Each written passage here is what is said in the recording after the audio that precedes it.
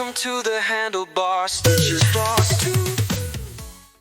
Hi, it's Justin, the Handlebar Stitcher, and welcome to Flosstube number 3. So, this is my second time doing this, first time recording this, and like a million takes starting it as well. But, we're all good.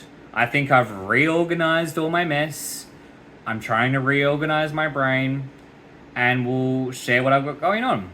So, for today, we have a work in progress, a fully finished object, another work in progress, and then finally another fully finished object. That's how we're going to see them. And then we're going to finish today with a gap in my bookcase for the Lego that used to be there. Okay, let's get straight into it, because whilst doing this 700 times has been fun, I also want to actually do it so I can edit it and do all those things. First thing I've got to show you is my tail end project. We've seen this before. This is Pandemic by Long Dog Sampler. It is on an 18 count 8er, and it is stitched using all my leftover threads from all the projects I've been working on throughout the week. So a couple of things I couldn't talk about last time. Down in this area, I can see that it's the Cottagecore collection by Cottage Garden Threads. And I've also been adding in some tail ends from some other projects I've been working on before I got really busy and stressed about a deadline. So that's it. Because I haven't been putting my tail ends in it, I've kept them all in a very glamorous project bag. Only the best for me, a great sandwich bag. So it's very glary, but you can see here a whole Ziploc bag full of tail ends.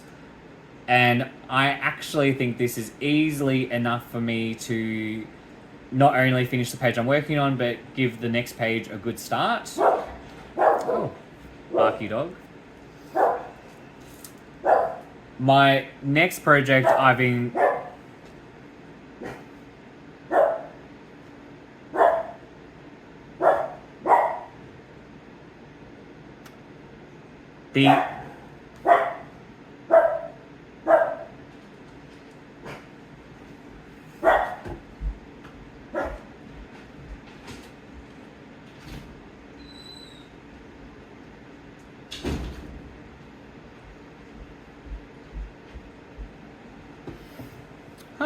I'm back. The next project I've been working on was also secret last time, because it was a test stitch for an upcoming release. But now I've actually started the model stitch, so I'm going to advertise the model stitch so that when it's finished I can advertise the design. So it's here. Let me get it in nice and close. It's Lobster jumper. It's just a little woolen jumper. This was inspired by the wool that was released by Cottage Garden Threads.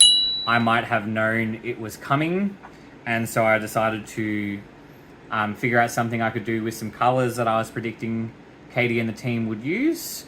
And I've done a fair chunk of my model stitch. You can see here, this is Lobster Jumper by Handlebar Stitcher. Clearly I've got a bit of that blue left to do. I think it's about 8 rows or so. And then I'll go in with my black for the eyes, red for the body, and then the bubbles. And that should be finished pretty quick. And I'm pretty happy. I think it's pretty adorable, actually. I'm pretty keen for how to look when it's all stitched up. That's just on 18 count 8er. The wool I find interesting to use because I'm so used to stitching 1/2 on linen or 1/1 on 8er. The wool is so thick, but I really like it. I'll get it back. I really like it because I like the stripy effect. I really like how it looks like a woolen jumper when it's all stitched up with its like little rows. Normally that can look a bit, it might not be the intended effect when using a variegated thread, but here it was exactly what I was going for because I wanted it to have that woolen jumper look. And the wool gives it this really interesting texture as well to touch. So good for getting all your finger germs on your stitching. my main project that I've been working on probably doesn't appeal to anyone who's here to look at cross stitch, because it's not cross stitch at all. It is an embroidery. Normally, I would not consider myself to be an embroiderer, but I had this idea of stitching a shirt for my class. I'm a primary school teacher or elementary school teacher, and I have been working very hard. Oh, my glamorous assistant won't fit all the way in the frame. You'll just have to make do with what we can see. I had a great idea inspired by someone I saw on TikTok to make a class shirt. The educator that inspired me, she got them to, I believe it was paint or draw on a dress. And I thought, well, that's a pretty cool idea. But I don't really want my students to paint or draw when I can embroider. So I got all of the students to draw a self-portrait, and then over the past 4 weeks since the school term has started, I've been embroidering them on this shirt so that we're all represented on my shirt. So I started with myself. I wore just me on the plain shirt on the first day of school, and then all of the kids drew their self-portraits and I embroidered them on the shirt. So it goes front and back so that everyone fits somewhere. And on the sleeve, I've also stitched my great education support officer, Mary. I would be lost without her, so I'm really happy to have her as part of my classroom. It has definitely been a labor of love, but I've also really enjoyed seeing my skills develop. So depending on where you look on the shirt, you can tell where I was at in the journey. This one up here, I finished today, and I actually am really proud of this satin stitch. I think that is some very straight up and down lines, and they're very neat. Whereas some of the earlier satin stitching, I wouldn't even call satin stitching. I'm sure an embroiderer would have a polite name to call it. It's some unknown stitch that we don't see very much of. But it was meant to be satin stitch and it wasn't. But now I can confidently say, I can do satin stitch. I have learned. So I'm really happy for this project as a bit of a sampler about my own needlecraft, because before this I would say embroidery was too hard and it wasn't for me. Whereas now I think that it's really, no, I won't say easy, it's still something I find quite challenging, but I enjoyed this as a project, and I look forward to wearing it in school photos and at parent-teacher interviews, and adding to it if I feel like it throughout the year, and just letting it be a piece of living history and memory of my class of this year. Okay, glamorous assistant, back to where you came from. Goodbye. Whew. And now the final piece that we're going to talk about is the Lego building that normally lives here.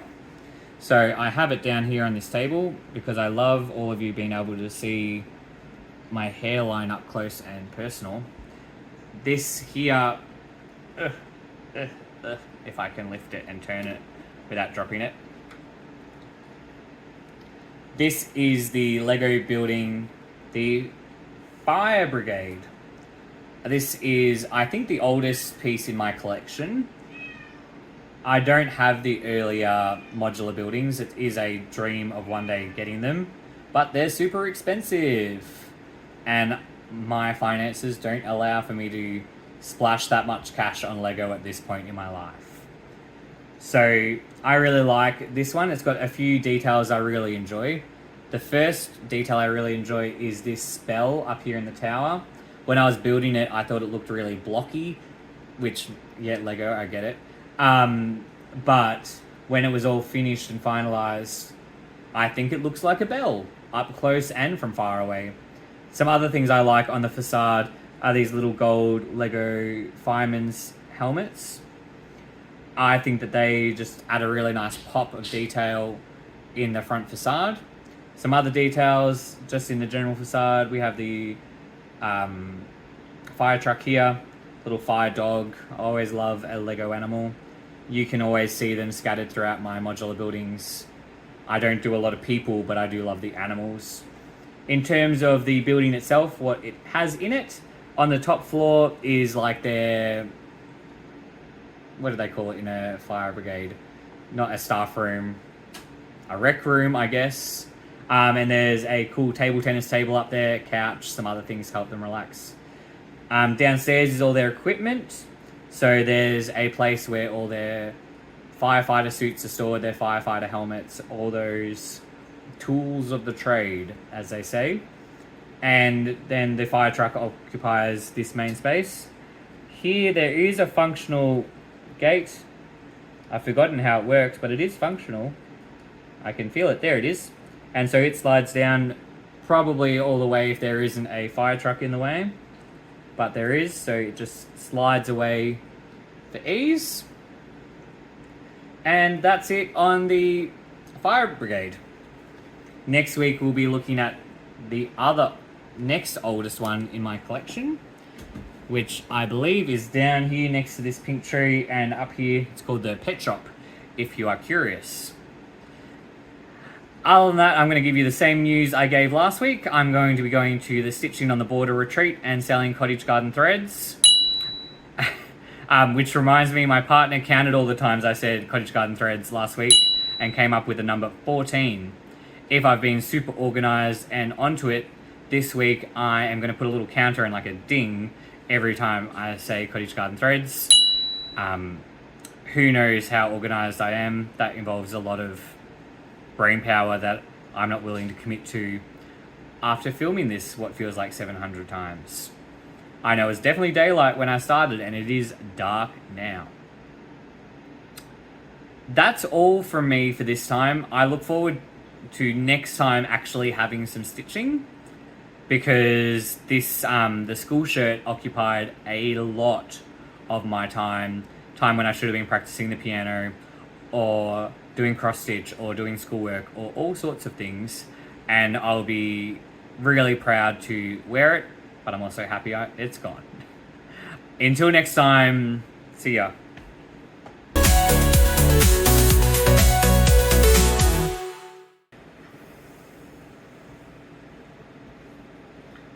Okay, we're all praying to the gods that looks good.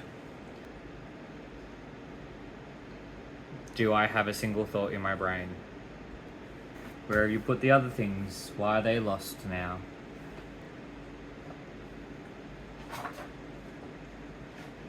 Are they on here? No. They're fully lost. I touched them. They're there. Of course they're there. Is this crooked? It looks crooked. How is it another take?